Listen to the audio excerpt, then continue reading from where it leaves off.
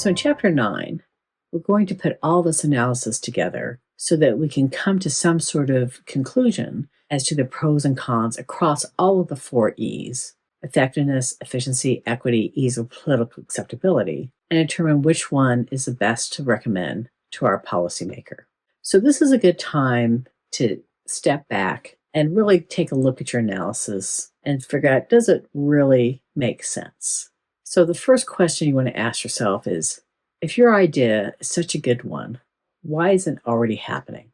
You want to make sure that you ask that question, because there's always a tendency and bias of us to think, oh, our idea is going to be the best one. But you really want to think about who's likely to oppose it.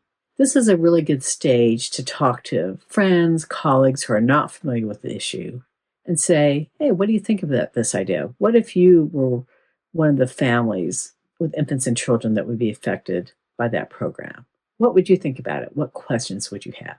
And so you really want to take that step back and be realistic about whether or not your analysis is really neutral, that it's not biased, that you've done the best you can to find any scientific and technical information out there to provide a neutral analysis of your different policy options. So the other action you want to take when you're looking at your analysis is thinking about the degree of uncertainty that you have. You might remember, as you've gone through each of these 4 E's, sometimes we had scientific literature that gave us a fair amount of confidence.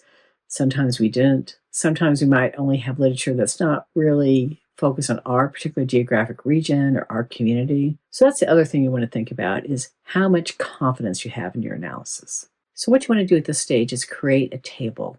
In your first column, you're going to have each of your policy options, the status quo plus the 2 alternatives. At the top of the table, you're going to have your 4 E's. And within it, you're going to summarize those results from your pro-con analysis. In the book, I talk about using symbols, colors, all sorts of different ways to try to focus your analysis. But you're still at this stage keeping each option independent from each other. You're just summarizing all the analysis that you have done earlier.